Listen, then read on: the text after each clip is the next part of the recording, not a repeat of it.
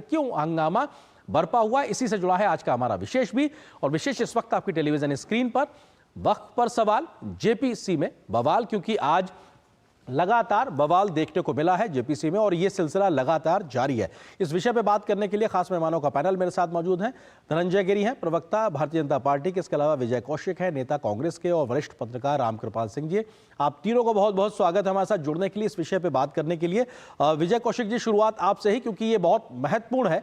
जब वक्फ संशोधन बिल को लेकर मोदी सरकार अगस्त महीने में लोकसभा में आती है तो उस वक्त भी बहुत ज्यादा हंगामा देखने को मिला।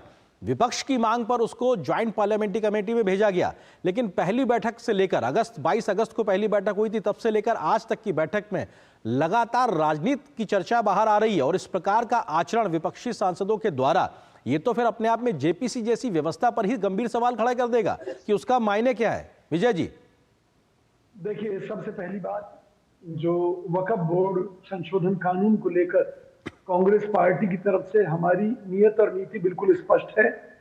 हम चाहते हैं कि अल्पसंख्यक जो चाहते हैं उसके मुताबिक इसमें संशोधन नहीं होना चाहिए। तो इस मुद्दे पर हम देश के मुसलमानों के साथ हैं।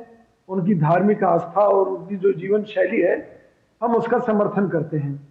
अब जहां तक इस कानून की बात है, तो ये एक सिर्फ राजनीतिक मुद्दा भाजपा ने बना रखा है, जिससे वो इस देश में विजय जी, आपने बहुत सही बात कही कि ठीक है उनके साथ है, लेकिन क्या जो गैर संवैधानिक व्यवस्थाएं पनपती आ रही हैं, क्या उसके साथ भी कांग्रेस खड़ी है, या उसमें भी कम से कम संवैधानिक तरीके से बदलाव के लिए तैयार है कांग्रेस पार्टी?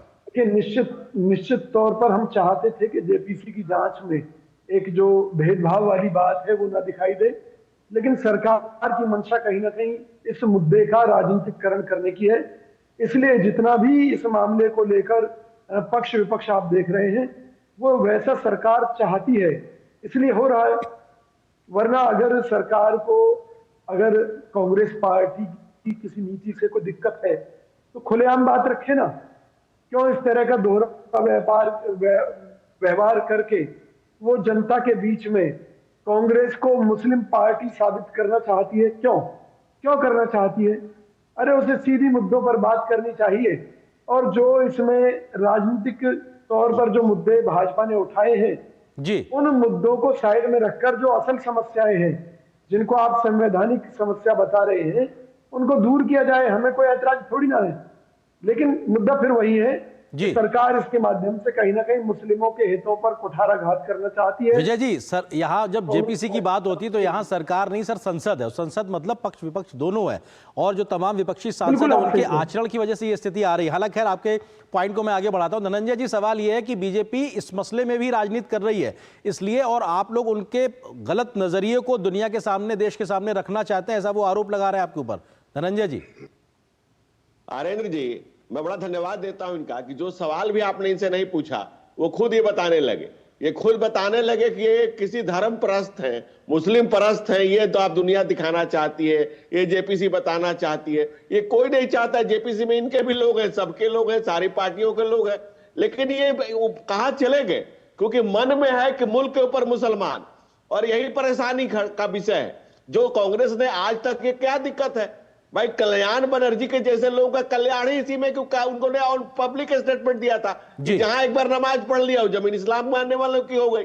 तो जब इस तरह के लोग, कांग्रेस ने क्या कहा कि भाई जो जिस जमीन पर आप जहां नजर फेर दो, जहां दावा कर दो, जमीन आसमान, जहां झंडा गाड़ दो, तुम्हारा है।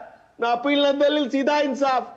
मेरा कातिल ही मेरा मुंसिफ है, क्या मेरे हक में फैसला देगा? जिस जमीन पर मन करे वहां झंडा गाड़ो, जो कुछ भी है तुम्हारा है, सारा हिंदुस्तान तुम्हारा है। कहो तो कुछ और इधर उधर से ला के देते हैं। धर्म के नाम पर तुमको ऐसे ही बांटा था पहले। लेकिन धनंजय जी, सवाल ये भी है, जो विपक्षी सांसद है, जेपीसी के सदस्य हैं, वो आरोप लगा रहे हैं कि साहब बीजेपी या सरकार के जो जुड़े हुए एनडीए के जो सदस्य जेपीसी में हैं, वो अपने मनमाने तरीके से कार्रवाई कर रहे हैं। बीजेपी, एनडीए अपने तरीके से कार्रवाई करके विपक्ष की बात ही नहीं सुन रही, वो आरोप ये लगा रहे हैं। नहीं आरिंदर, देखिए, जो बातें हैं, जो आईने की तरह साफ चीजें हैं। 2 नवंबर 2024 को वक्फ बोर्ड कर्नाटका में 53 ऐतिहासिक स्मारकों पर अपना दावा ठोक किया, जिसमें गोल गुंबद, इब्राहिम राजा, विजयपुर का कमान, बीदर का, कलबुर्गी का किला से लेकर के आप देखिए 30 एकड़ जमीन एक किसान की दावा कर दिया। हनुमान जी के मंदिर पर दावा कर दिया। 1500 साल पुराने तमिलनाडु की जमीन पर दावा कर दिया, शिव मंदिर पर, जब इस्लाम ही तामिल में नहीं आया था। हम कह रहे हैं कि भाई आपको वक्फ, अगर अरबी शब्द जिसका अर्थ होता है दान, ये दान किसने किया ये तो बताइए। ये जमीन कहां से आई, किसने दिया, कौन उसका मालिक है। और वो भी इस्लाम में प्रोविजन है कि जो अपनी मेहनत से आप कमाई संपत्ति अर्जित करते हैं उसको आप वक्फ कर सकते हैं, उसको आप चैरिटी कर सकते हैं। तो ये दानी महाराज ये कहां के आ गए, ये कहां कितने बड़े शहंशाह आ गए कि 9.5 लाख एकड़ जमीन चली गई, और कौन 9.5 लाख एकड़ जमीन कमा के दे गया। ये कमान तमाम जो इन संपत्तियों पर अवैध कब्जा करके कुछ चंद लोग, 1% से भी कम लोग इन जमीनों के मालिक बने हुए, खैरखा बने हुए, इसकी संपत्तियों का बेजा सवाल इस्तेमाल बिल्कुल कर रहे हैं। सवाल ये है, और जी सवाल ये बिल्कुल है अपने आप में, शायद इसीलिए संसदीय प्रक्रियाओं से जब बात आगे बढ़ेगी तो एक नतीजे तक पहुंचेगी।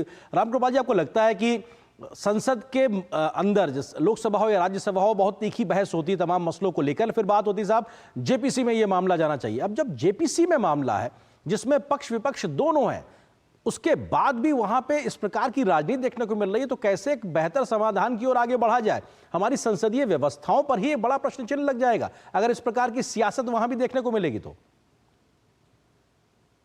आर्यन जी बेहतर समाधान की ओर बढ़ना चाह रहे हैं, इसी कारण हो रहा है।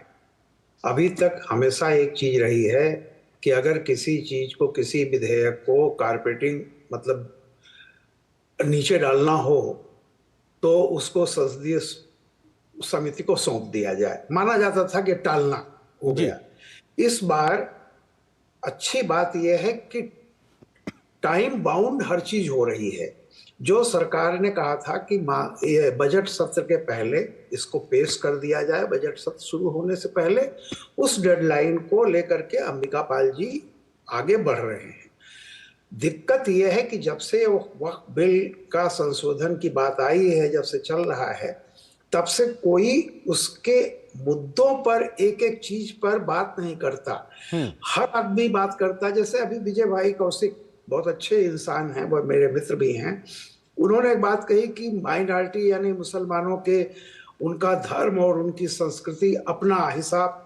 भैया ये वक्फ बोर्ड जो है उससे कल्चर, उससे तो कोई मतलब नहीं। ये तो शुद्ध रूप से प्रॉपर्टी, जो इस देश में प्रॉपर्टी पर हक की बात होती है जी, उसके बारे में जो विसंगतियां हैं, जो मनमाने तरीके हैं, उनको सुधार किया जा रहा है। और जो वक्फ का जो उद्देश्य था कि गरीब मुसलमान जो व्यक्ति हैं, वंचित हैं, उनके हितों के लिए काम किया जाए। तो अगर कोई प्रॉपर्टी दरअसल वक्फ की है या नहीं है, उसको ठीक से किया जाए।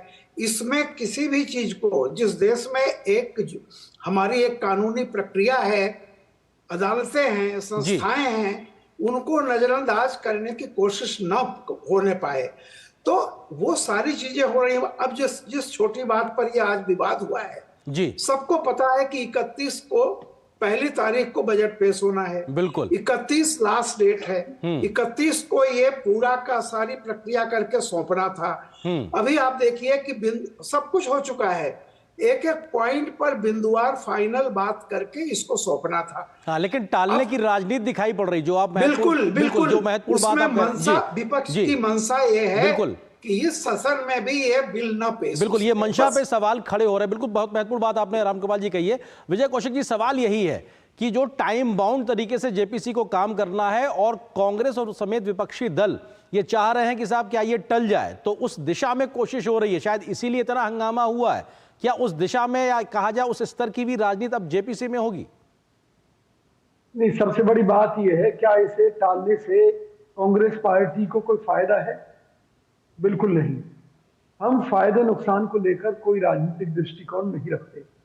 बीजेपी तो हम पर यह भी आरोप लगा सकती है कि दिल्ली चुनाव के मद्देनजर हम इसे टालना चाहते हैं, जेपीसी को, इस बैठक को, ताकि ये मामला अपने अंतिम रूप तक ना पहुंच सके। अरे भाई, इस बैठक तक नहीं होगा, अगली बैठक तक होगा, होना तो है ना। इसे टालने से हमें फायदा क्या है? नहीं तो फिर ये हो क्यों रहा है विजय जी? फिर हो क्यों रहा है ये सब? ये इसलिए हो रहा है क्योंकि भाजपा चाहती है कि विवाद उत्पन्न हो। विवाद उत्पन्न होंगे तो कांग्रेस पार्टी के ऊपर आरोप लगाना आसान रहेगा भाजपा के लिए। और भाजपा अपने उन मंसूबों में, जैसे अभी मेरे भाई साहब ने कहा कि भाई, अब जैसे इन्होंने भी एक ऐसी छवि हमारे पेश की है कि जैसे हम उन गलत बातों का भी प्रतिनिधित्व करते हैं। अगर हमने वक्फ बोर्ड को इतनी ही छूट दे दी थी तो अब तक तो इस देश को इस्लामिक राष्ट्र बन जाना चाहिए था।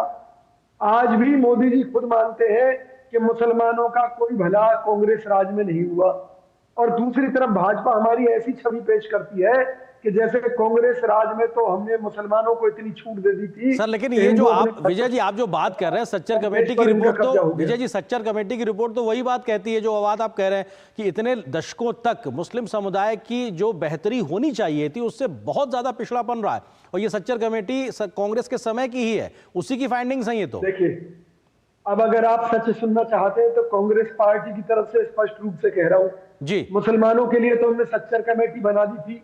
अगर हिंदुओं के लिए भी कोई कमेटी हमने बनाई होती तो उसमें भी यही रिपोर्ट आई होती। तो हमने जातिगत आधार पर किसी के फायदे नुकसान के लिए काम नहीं किया जी। हम जब सत्ता में थे तो हमने देश और देश की जनता के लिए काम किया। धनंजय जी वो देश और देश की जनता की भलाई के लिए काम कर रहे हैं और उसमें जात धर्म क्षेत्र नहीं देख रहे हैं। आप लोग जात धर्म क्षेत्र देखकर राजनीतिक नजरिए से ऐसी बातों में आगे बढ़ रहे हैं जिससे आप बेहतर नजर आए और वो कमतर नजर आए। नरेंद्र जी, मैं एक बात का विजय जी के सच का सम्मान करता हूं कि उन्होंने बहुत अच्छी बात कही कि जो मुसलमानों के बारे में सच्चर कमेटी बनाई थी, जो रिपोर्ट आई, किसी और के बारे में बनाई होती तो वही रिपोर्ट आती, क्योंकि हमने बराबर का नुकसान सबका किया है, कि किसी का भला नहीं किया है। ये इन्होंने जो खुल के कहा, एक पर भला अगर किसी का किया है तो 5 पीढ़ियों से एक परिवार का ही किया है, जो लोकतंत्र और लोक लज्जा दोनों के लिए ठीक नहीं है। भारत ने दुनिया के राजनीतिक इतिहास में ऐसा अलोकतांत्रिक और अमर्यादित कोई संगठन नहीं होगा जो एक परिवार के कब्जे में 5 पीढ़ियों से चल रहा हुआ। मैं विजय जी का धन्यवाद करता हूं जो उन्होंने स्वीकारोक्ति की कि आप किसी की भी रिपोर्ट बनवाए थे, रिपोर्ट तो आनी यही थी, क्योंकि कुछ चंद चाटुकारों को छोड़ करके और चरण चुंबकों को, ये चांदी का चम्मच लेकर जो 5 पीढ़ियों से पैदा होते रहे, उनको छोड़ करके सबका इन लोगों ने दुर्दशा ही किया। आम गरीब मुसलमान हो, रिपोर्ट तो भाजपा राज में यही है। रिपोर्ट तो सबकी आई, रिपोर्ट तो सबकी आई। भाई साहब आपके पीछे में नहीं बोला ना, मैं आप ही की बात विजय जी आपकी बात को वहां तक लेके गया हूं, सुन लेते हैं धनंजय जी क्या कह रहे हैं, आपके ही आरोप को वहां तक लेके गया हूं जी। भाई साहब मैं नोक्ता नफस जेरो जबर एकदम वही कह रहा हूं जो आपने कहा, मैं अपने तरफ से कुछ भी मिक्स नहीं कर रहा हूं, बस उसको एलैबोरेट कर रहा हूं। जो आपकी मंशा थी आपने बिल्कुल सही बताया, यही कांग्रेस की हकीकत है। और जो दिल्ली चुनाव में आप कर, दिल्ली चुनाव पे है कहां, दूरबीन लेकर खोजिए, 5 दिन से तो आपके युवराज बीमार हैं, बाकी माता जी तो सच में बीमार हैं, और उनकी बहन जी पता नहीं कहां नदारद है। तो ये कांग्रेस कब आगे खेलेगी, कब पीछे खेलेगी, कब अपने कुकर्म छुपाएगी, कब अपने पाप छुपाएगी, इन सब चीजों को छोड़ दीजिए। इस देश का आम आवाम जान गया है, आम मुसलमान भी जान गया है कि भाई कांग्रेस को एक परिवार को पालित पोषित करना है और उसके लिए चंद चाटुकारों की एक चौकड़ी बना करके रखनी है और उसी में चलना है। आप देखेंगे तो देश का जो बेड़ा गर्क कांग्रेस पार्टी ने किया है, और प्रधानमंत्री उस पर ठीक नजर डालते हैं, और अगर लंबे समय से आप कांग्रेस के इतिहास पर डालें तो विजय जी की बात बिल्कुल जायज है, मुफीद है, सही है। और अगर आप बात करेंगे तो अपीजमेंट की पॉलिटिक्स की, तो अपीजमेंट की पॉलिटिक्स तो करते नहीं कांग्रेस, आम मुसलमानों का भला नहीं किया, लेकिन खास का तो किया। खास की चिंता इन्हें हमेशा रही है, आम की चिंता इनको नहीं। ठीक है, आम की चिंता को लेकर आगे बढ़ते हैं। रामकृपाल जी, सवाल यह है कि दशकों से हिंदुस्तान की राजनीति में अपीसमेंट पॉलिटिक्स या तुष्टीकरण की राजनीति का एक पुट हमने लगातार देखा है, लेकिन अभी भी 21वीं सदी की ओर बढ़ते हुए विकास की नई दिशाओं और नए आयामों को छूते हुए हम अगर वहीं पे अटके रहेंगे, उसी प्रकार की राजनीति करते रहेंगे, तो जो भला इतने दशकों में नहीं हुआ अल्पसंख्यक हो या अन्य समाज के लोगों, वो आगे भी नहीं होगा, लेकिन राजनीति तो वही दिखाई पड़ रही है। नहीं आर्यन जी, आप बिल्कुल सही कह रहे हैं। अभी कौशिक जी ने एक बात कही, उन्होंने कहा कि देखिए वक्फ बोर्ड बनने के बाद भी मुसलमान आज उसकी हालत बदतर ही है। तो इसका मतलब आप ये सही कह रहे हैं कि इतने सालों से राज रहा कांग्रेस का, आपने वक्फ बोर्ड बनाया और जिस उद्देश्य से वो बना था कि गरीब मुसलमानों के लिए सब उनकी जिंदगी में बदलाव आए, इसका मतलब है कि वक्फ बोर्ड से नहीं हुआ वो।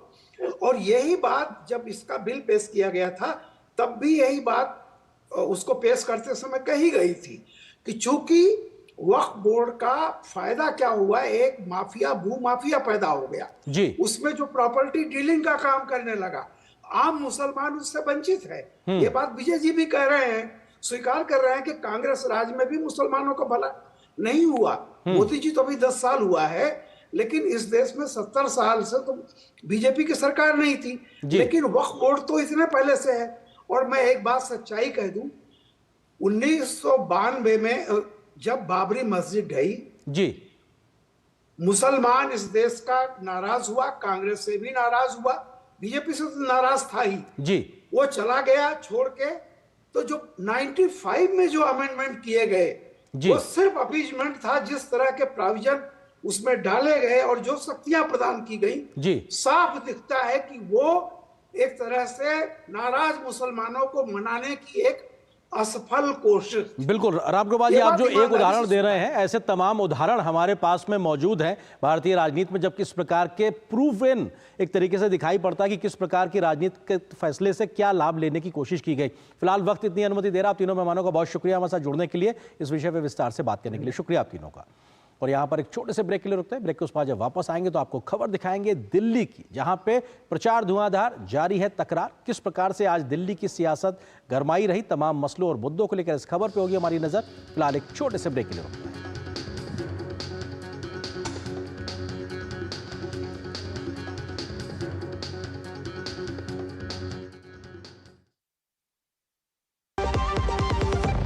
खाने में कुछ स्वाद नहीं है। अरे किफायती